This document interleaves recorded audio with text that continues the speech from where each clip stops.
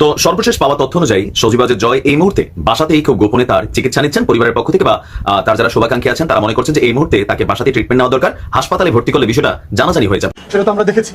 জয় সাহেব যে কথা বলেছেন, জয়ের একমাত্র যোগ্যতা হচ্ছে মিথ্যা কথা বলা, লুটপাট করা। সে হচ্ছে আমেরিকার আইনে একটা কনভিক্টেড ক্রিমিনাল। আপনারা যারা জানেন, ছোটবেলা থেকে ড্রিঙ্ক ড্রাইভিং থেকে শুরু করে অবৈধ অস্ত্র রাখা, তারপরে মদের দোকানে গিয়ে মাতলামি করা, নারীদের সাথে নারী ঘটিত ব্যাপার, অসংখ্য বিষয়ে তার বিরুদ্ধে ক্রিমিনাল কনভিকশন আছে আমেরিকাতে। একটা কনভিক্টেড ক্রিমিনাল, বাংলাদেশ রাষ্ট্রের উপদেষ্টা করা হয়েছে তাকে, এবং সে এত বছর ধরে উপদেষ্টা আছে। তার একমাত্র কাজ হচ্ছে লুটপাট।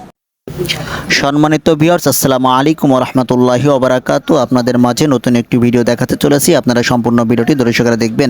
দর্শক, আপনারা ভালোভাবে জানেন যে 5 আগস্ট আমাদের এই দেশ থেকে পদত্যাগ করে পালিয়ে গিয়েছিলেন সাবেক প্রধানমন্ত্রী শেখ হাসিনা। আসলে এই শেখ হাসিনা পদত্যাগ করার পর থেকে আপনারা দেখছেন যে তার ছেলে সজীব ওয়াজেদ জয়, তিনি এক এক সময় এক এক ধরনের কথা বলতেন। প্রথমে বললেন তার মা রাজনীতি করবেন না, এরপর রাজনীতি করবেন, তার মা দেশে ফিরে আসবেন, আওয়ামী লীগ কি দেশ থেকে চলে গেছে নাকি, অনেক ধরনের কথাবার্তা তিনি বলেছেন। ইতিমধ্যে জানা গিয়েছে যে সজীব ওয়াজেদ জয় ভারসাম্যহীনভাবে খুবই অসুস্থ আছেন, তাকে হসপিটালে নেওয়া হয়েছে। ব্যারিস্টার ফুয়াদ ভাই এ বিষয় নিয়ে অনেক গুরুত্বপূর্ণ আলোচনা করেছেন, সজীব ওয়াজেদ জয়কে নিয়ে অনেক গুরুত্বপূর্ণ আলোচনা করে। দর্শক মণ্ডলী, আমরা সম্পূর্ণ ভিডিওটুকু দেখলে সম্পূর্ণ বিষয়টি বলে বুঝতে পারবো। দর্শক মণ্ডলী, তাহলে চলেন আমরা সম্পূর্ণ ভিডিওটি ধৈর্য সহকারে দেখে আসি। তার আগে আপনাদের ছোট্ট একটি অনুরোধ করতে চাই, আপনারা যারা এখনও পর্যন্ত আমাদের এই চ্যানেলটি সাবস্ক্রাইব করেননি তারা অবশ্যই চ্যানেলটি সাবস্ক্রাইব করবেন, পাশে থাকা বেল আইকনটি অন করে দেবেন। যারা আমাদের ফেসবুক পেজটি এখনও পর্যন্ত ফলো করেননি তারা ফেসবুক পেজটি ফলো করে দিবেন। তাহলে চলেন সম্পূর্ণ ভিডিওটি ধৈর্য সহকারে দেখে আসি। তো সর্বশেষ পাওয়া তথ্য অনুযায়ী সজীবাজের জয় এই মুহূর্তে বাসাতেই খুব গোপনে তার চিকিৎসা নিচ্ছেন পরিবারের পক্ষ থেকে, বা তার যারা শুভাকাঙ্ক্ষী আছেন তারা মনে করছেন যে এই মুহূর্তে তাকে বাসাতে ট্রিটমেন্ট নেওয়া দরকার, হাসপাতালে ভর্তি করলে বিষয়টা জানাজানি হয়ে যাবে। আমার মনে হয় যে শুধু সজীব ওয়াজেদ জয় না, যে এই মুহূর্তে প্রতিদিন সকালে ঘুম ভাঙলে আওয়ামী লীগের অসংখ্য নেতাকর্মী তারা ঘুম থেকে ওইটা ভুলেই যায় সরকার যে তাদের নাই, এটা বাস্তবতা। এমনকি শুধুমাত্র আওয়ামী লীগ করার কারণে বা আওয়ামী লীগকে সাপোর্ট করার কারণেও দুর্নীতি, লুটপাট এই সকল কিছুতে জড়িত না থাকার পরেও একটা বিশাল আওয়ামী লীগের নেতাকর্মীরা আছেন যারা বিভিন্নভাবে এখনো হয়রানির শিকার হচ্ছেন, যারা বাড়ি ঘরে ঘুমাতে পারছেন না, থাকতেও পারছেন না। এরই মাঝখানে সজীব ওয়াজেদ জয়ের এমন কর্মকাণ্ড স্পষ্ট প্রকাশ করে তার মানসিক ভারসাম্য আসলে এই মুহূর্তে নাই। মানে তিনার এই পোস্টটাতে যারা লাইক করবে, কমেন্ট করবে, শেয়ার করবে, এই মুহূর্তে সারা বাংলাদেশে এদেরকে ধোলাই দেওয়া হবে। কেউ কাদামাটির মধ্যে ফুটবলও খেলতে পারেন, কারণ এই ট্রেন্ডটাই তো আমরা চালু করেছি গত 16 বছর। জামাতের কোনো পোস্ট শেয়ার করলে জামাতি বলে তাকে গ্রেপ্তার করা হইতো, চাকরি চলে যাইতো।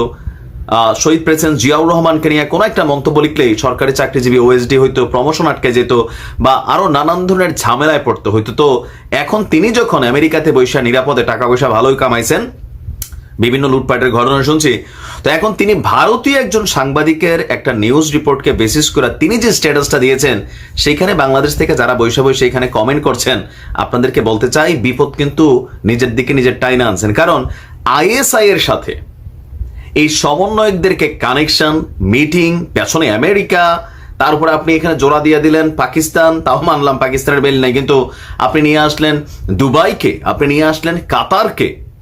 এটা তো ভাই আসলে এই মুহূর্তে একটা পাগলের অ্যাক্টিভিটিস ছাড়া আমার কাছে কিছুই মনে হয় নাই। মানে আপনার এই জিনিসটা এখন মানুষ খাবে, খাওয়ার জন্য তো একটা সময় লাগে, আপনি অতি নগদে যে অ্যাক্টিভিটিস গুলা করছেন।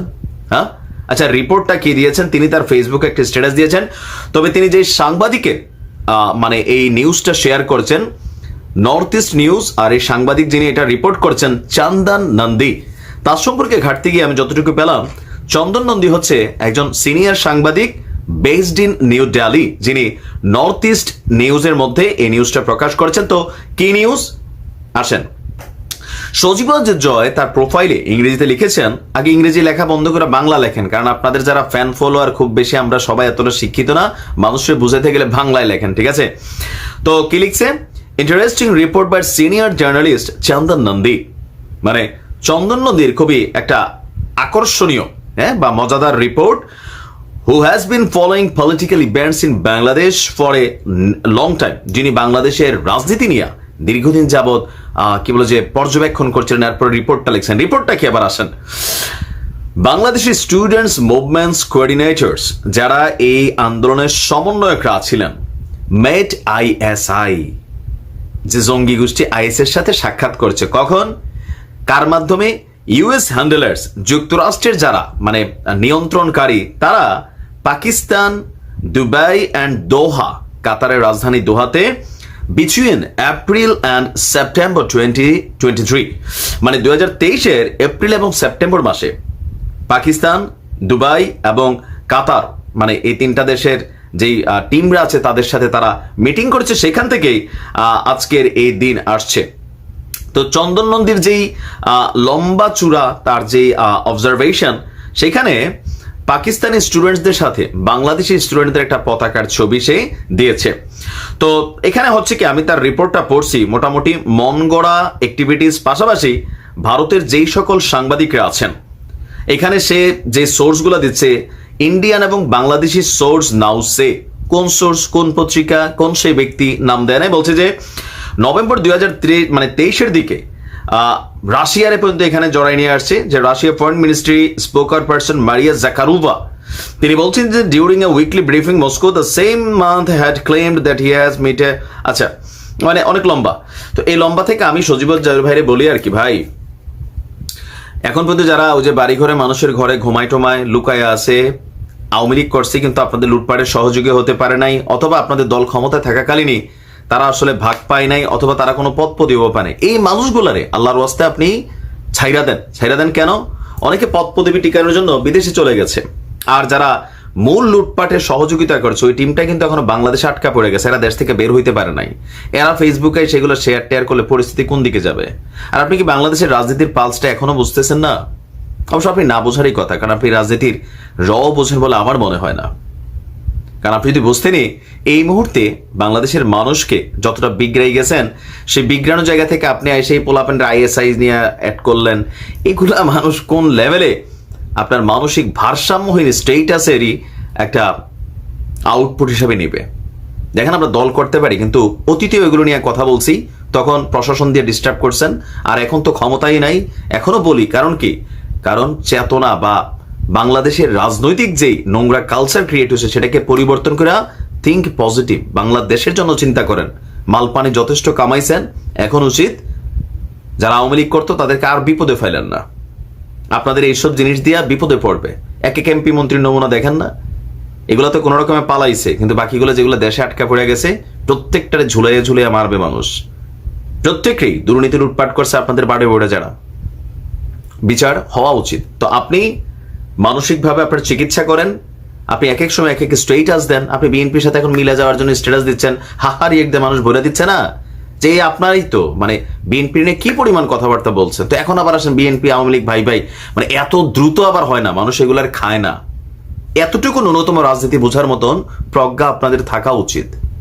এখনো বিভিন্ন কল রেকর্ড ফাঁস হচ্ছে, যেগুলোতে দেখা যাচ্ছে যে একটা সরি ফিল থাকার জরুরি ছিল, সামহাও যেটা হয়েছে, কিন্তু সেটার বদলে বিভিন্ন ধরনের অ্যাক্টিভিটিস অথবা আবারও নতুন করে আন্দোলনকে রিচাঙ্গা। আপনি কেন মনে করছেন যে মানে এগুলা এই মুহূর্তে মানুষ খাবে? আওয়ামী লীগের যারা সিনিয়র নেতৃবৃন্দ আছেন, আপনারা আবারও বলি যে হাজী সেলিম, অশিক্ষিত মূর্খ, এইসবদেরকে নিয়ে যখন আপনারা রাজনৈতিক দলগুলোর একদম শীর্ষ পদে বসাইছেন, সে একটা সাইন দিতে পারে না, টিপসই দিয়ে কাম চালায়, কথা বলতে পারে না, কতবারের এমপি। মানে এখানে বাংলাদেশে এমন এমন অনেক ঘটনা ঘটছে, এগুলো আমি রিপোর্ট করছি। আমার রিপোর্টগুলো পর্যন্ত আপনারা আমাকে ডিলিট করতে বাধ্য করছিলেন। হাজী সেলিমের ছেলেরে নিয়ে র্যাবের যারা তারা অস্ত্র সহ ধরলো, আমরা রিপোর্টটা করলাম, পরে দেখলাম পুলিশ এসে রিপোর্টটা বদলাই দিচ্ছে।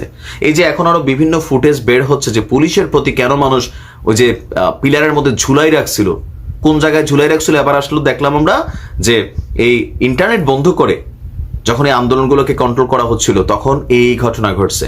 তা আপনারা কাদের পক্ষ হয়ে সেই গুলিগুলা করছিলেন? মানুষের পালসটা আসলে যে আর কখন বুঝবেন?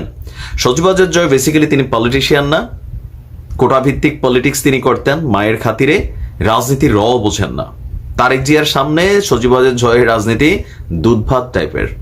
আগে একজন পরিপক্ক রাজনীতিবিদ হন, তারপরে সোশ্যাল মিডিয়া প্ল্যাটফর্মে কিভাবে কাজ করতে হবে সেইটা আপনি একটু অবজারভেশন করেন, তারপরে স্ট্যাটাস দেন। আপনার জন্য ভালো, দলের জন্য ভালো, যারা নেতাকর্মীরা দেশে আছে তাদের জন্য ভালো।